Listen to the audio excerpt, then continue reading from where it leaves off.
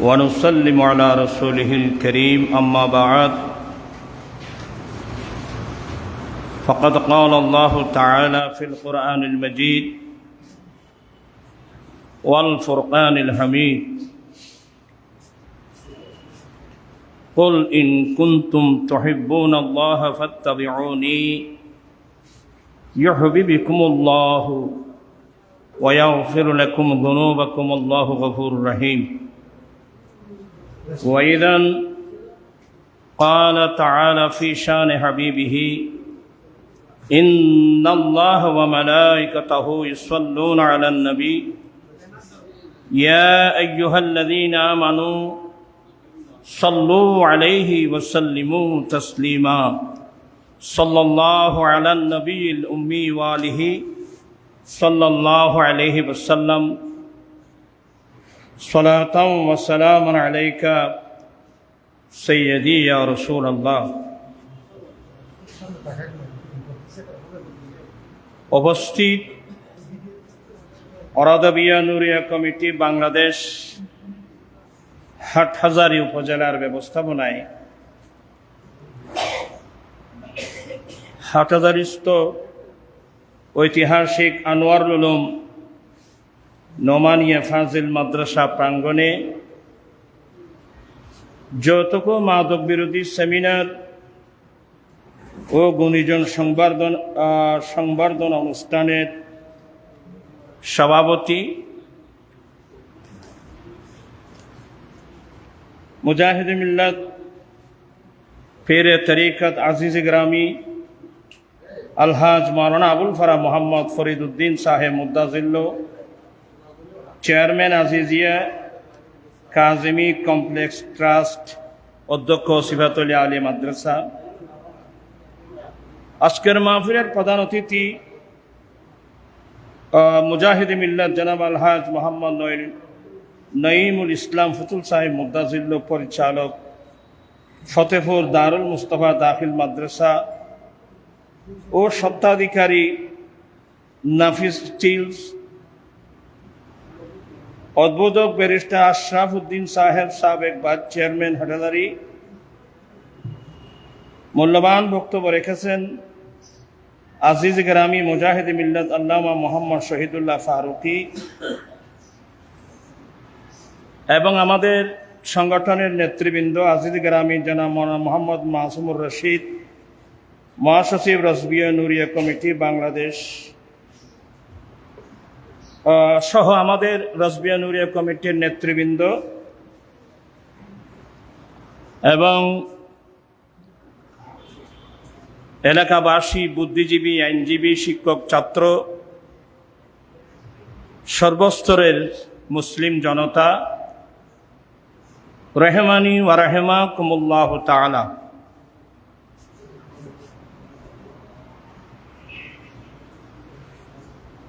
বড় ফিতনা ফাসাদের যুগ, যে ফিতনা ফাসাদ থেকে রসুল করিম সাল্লাল্লাহু আলাইহি ওয়াসাল্লাম আল্লাহর কাছে ফানা চেয়ে আমাদেরকে তালিম দিয়েছিলেন। আল্লাহুম্মা ইন্নী আউযু বিকা মিনাল কাসাল ওয়াল হারাম ওয়া সুইল কিবার ওয়া ফিতনাতিদ দুনিয়া ওয়া আযাবিল কবর। আসলে আঞ্জুমানে রাসবিয়া নুরিয়া ট্রাস্ট এবং আঞ্জুমান রাসবিয়া নুরিয়া ট্রাস্টের আওতাধীন সংগঠন রাসবিয়া নুরিয়া কমিটি, এটা একটা অরাজনৈতিক আহলে সুন্নাত ওয়াল জামাতের মতাদর্শী একটা তরিকতের সংগঠন। সবাই এটা প্রত্যেকের মেমোরিতে রাখা দরকার। এটা একটা অরাজনৈতিক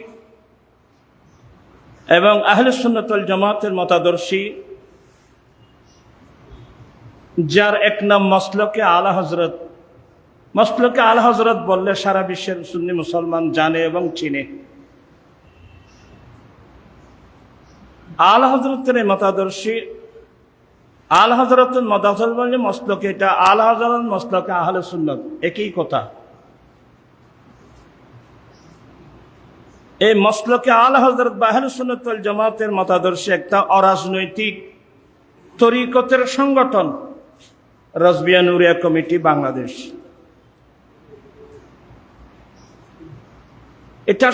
এই কমিটিটা করার পরে আমি অনেক গবেষণা করেছি। আমি কি তরিকতের সবক দেওয়ার জন্যে আমি কি কোন একটা খানকায় চলে যাব? গবেষণা করে দেখলাম ময়দান কিন্তু 90% মুসলমান আমাদের দেশে, কিন্তু আমাদের দখলে নেই। কথাটা বুঝেন নাই? এই দেশের 90% মুসলমান ঠিক আছে, কিন্তু ইসলামের দখলে এই দেশ আমাদের নাই। অপসংস্কৃতির সাইনাপ দেখেন, আমি অনেকবার মাহফিলেও বলছি, আমাদের চট্টগ্রামের নাম মোগল আমল থেকে চট্টগ্রামের নাম ইসলামাবাদ। মোগল আমল থেকে এই চট্টগ্রামের নাম কি? ইসলামাবাদ। আজকে দুঃখনীয় বিষয় হলো সত্য, এই চট্টগ্রাম থেকে ইসলাম একেবারে বিলুপ্তি হয়ে যাওয়ার পথে। আমি যখন নর্থ বেঙ্গলে যাই, পঞ্চগড়, রংপুর, দিনাজপুর, নীলফামারী, বিভিন্ন এলাকায় যাই, যৌতুকের বিরুদ্ধে আমি বক্তব্য রাখি। যখন যৌতুকের বিরুদ্ধে বক্তব্য রাখি, ওখানকার অনেক মানুষ বলে, হুজুর আমাদের দেশে যৌতুক প্রথা নাই। তখন আমি লজ্জায় ভেঙে পড়ি। আমি চট্টগ্রামের মানুষ, যে চট্টগ্রামকে যার কোরবানির বিনিময়ে, যার রক্তের বিনিময়ে দেশের মানুষ আমরা সুন্নিয়ত পেয়েছি। তখন কিন্তু এই দেশটা ছিল পূর্ব পাকিস্তান। তখন এই দেশের মধ্যে সুন্নিয়তের নেতৃত্ব দিয়েছিলেন গাজী দ্বীন মিল্লাত, আজিজুল মিল্লাত ওয়াদ-দ্বীন, গাজী দ্বীন মিল্লাত, শেখুল আরব ওয়াল আজম, আল্লামা গাজী আজিজুল হক শেরে বাংলা রহমতুল্লাহ আলাইহি। উনি তো দেশ স্বাধীন হওয়ার আগেই দুনিয়া থেকে ইন্তেকাল করে গেছেন, এবং হুজুরের পরে যিনি সুন্নিয়তের ইমামতির দায়িত্ব পালন করবেন, रहनुमाई शरीयत व तरीक़त मुर्शद बरहक इमाम अहले सुन्नत আল্লামা কাজী মোহাম্মদ নুর ইসলাম হাশিমি রহমতুল্লাহ আলাইকে এবং হুজুরের সঙ্গে এই যে মাদ্রাসা আমরা বসেছি গাজী শেরে বাংলার নামে, এবং আমাদের আসাতাজ কয়েকজন ওস্তাদের মধ্যে একজন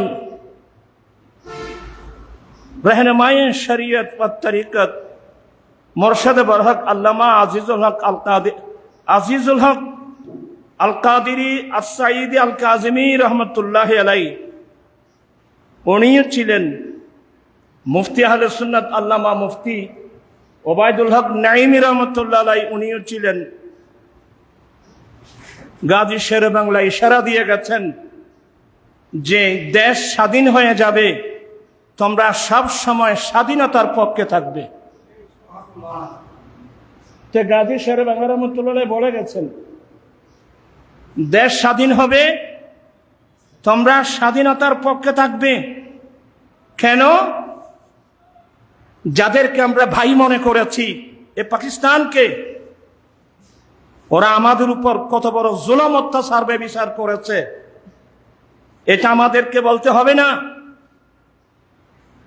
এই দেশকে শাসনের নামে শোষণ করেছেন, লক্ষের উপরে মা বোনকে শহীদ করেছেন, এমন জুলুম অত্যাচার ব্যভিচার করে গেছে পাকিস্তানি ফৌজিরা।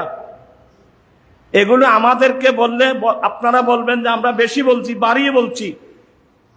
স্বয়ং পাকিস্তানের বর্তমান যিনি ইমরান খান, যিনি বাংলাদেশের পাকিস্তানের মধ্যে এখন নেতৃত্ব দিয়ে যাচ্ছেন, তার বক্তব্য পাকিস্তানি সৈন্যরা, জালেমরা এই দেশের বাঙালি ভাই বোনের উপর কিভাবে জুলুম করেছেন, নির্যাতন চালিয়েছে, ওনার বক্তব্য শুনলেই যথেষ্ট, আমাদেরকে বলতে হবে না কিভাবে জুলুম, অন্যায়, অত্যাচার, ব্যভিচার। তখন আমাদের বয়স 12 বছর, আমরা এখনো বালিগ হই নাই। তখন আমরা নিজের চোখে দেখেছি এই দেশের উপর কিভাবে এরা জালেম, মুসলমান হয়ে, আশ্চর্য লাগে আমার, মুসলমান হয়ে কিভাবে লক্ষ মুসলমানের উপর নিজের স্বার্থ সিদ্ধির জন্য, নিজের নেতৃত্বের জন্য, গদির জন্য মানুষ রাজনীতি করতে গেলে কিভাবে করতে পারে, এগুলো বলতে গেলে চোখের পানি আসবে। তো আমি এখন আমাদের একটা দুর্নাম আছে বাংলাদেশে, আমাদের একটা দুর্নাম, যারা আহলুস সুন্নাত ওয়াল জামাতের মতাদর্শী মানুষ, যারা সুন্নি মানুষ, এদের একটা দুর্নাম, এরা নাকি আওয়ামী লীগের দালাল। এ ধরনের একটা দুর্নাম আমাদের দেশের কিছু মানুষ দিয়ে যায় যে সুন্নিরা এরা নাকি আওয়ামী লীগের দালাল। আমি এগুলোর জবাব না দিয়ে আমি পাচ্ছি না। আহলুস সুন্নাত ওয়াল জামাতের মতাদর্শী মানুষ কোন যুগে, কোন সময়ে আমরা কোন মানবতা, মানবগড় মতবাদের পিছনে আমরা স্লোগান দেইনি, কেউ প্রমাণ করতে পারবে না। আমি স্পষ্ট ভাষায় বলছি, আহলুস সুন্নাত ওয়াল জামাতের মানুষ, আহলুস সুন্নাত ওয়াল জামাতের মতাদর্শী মানুষ, আমরা শুধুমাত্র, আমরা না, আমাদের যারা মুরব্বী, ইমাম আহলুস সুন্নাহ আল্লামা হাশিমি রহমাতুল্লাহ আলাইহি সহ আমাদের যারা মুরব্বী, এরা সবাই স্বাধীনতার পক্ষে ছিল। কার পক্ষে ছিল? এটাই শুধু আমাদের দোষ, এটাই। কিন্তু কোন আলেম আওয়ামী লীগের পক্ষে দালালি করছে, এটা কেউ কেউ প্রমাণ করতে পারবো? ইমাম আহলুস সুন্নাত কখনো কোনোদিন আওয়ামী লীগ করছে? কথা বলছেন না কেন? আহলে সুন্নাত ওয়াল জামাতের আমাদের মুরব্বী, আমাদের ইমাম যারা, আমরা তাদের গর্বিত উত্তরসূরি। আমাদের মুরব্বীরা এই দেশের স্বাধীনতার পক্ষে ছিল। এই দেশের স্বাধীনতার পক্ষে থাকলে কি সে আওয়ামী লীগ হয়ে যায়? আপনারা আমাকে স্পষ্ট ভাষায় উত্তর দেন, ওরা কি আওয়ামী লীগ হয়ে যায়?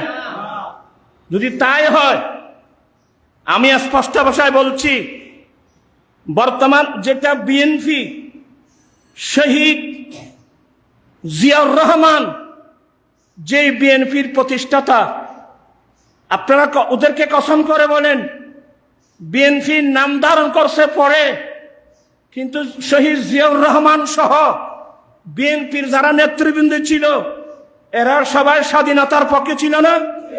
কথা বলছেন না কেন আপনারা? এরাও তো স্বাধীনতার পক্ষে ছিল। সেই জিয়া রহমান, উনি এবং ওনার যারা আছে, ওরাও তো স্বাধীনতার কি ছিল? পক্ষে ছিল। জাতীয় পার্টির প্রধান হোসেন মোহাম্মদ এরশাদ, এরা সবাই সামরিক থেকে আসছে। আমি রাজনৈতিক বক্তব্য দিতে আমার ইচ্ছা হয় না, কেন এখানে তো রাজনীতি আছে কই? এখানে কই রাজনীতি? আল্লামা মাওলানা রইসউদ্দিন আল কাদেরী একজন আলেম, একজন খতিবকে এইভাবে শহীদ করে দিল, আমার আশ্চর্য লাগে। তাদের উচিত ছিল, আমাদের চেনেরা মামলা দিয়েছে, মামলা পর্যন্ত নেই, একজন আলেমকে শহীদ করলো আল্লামা রইসউদ্দিন আল কাদেরী, ওনাকে শহীদ করলো। ওনার যারা এই অপরাধের সাথে জড়িত, এদের নাম দিয়ে যে মামলা করা হলো, প্রশাসন মামলা নিচ্ছে না। আমি জানতে চাচ্ছি এখানে প্রশাসন আসে কই? আপনি যে মামলা নিচ্ছেন না, তাহলে বোঝা গেল আপনিও ওই যারা অপরাধী, আপনি তাদের দোষর, তাদের অনুসারী, ঠিক কিনা ভাইরা আমার? আমাদের আন্দোলন করতে হলো, সুন্নি জনতাকে আন্দোলন করতে হলো। একটা মামলা নেওয়ার জন্য হাজার হাজার সুন্নি উলামা রাস্তায় নেমে কেন আন্দোলন করতে হলো? প্রশাসন আসুক। এই ধরনের প্রশাসনকে আমরা ধিক্কার জানাই। প্রশাসনের কাজকে আপনি নিরপেক্ষ থাকবেন। কে অন্যায় করলে মামলা হবে, আপনি মামলা নেবেন।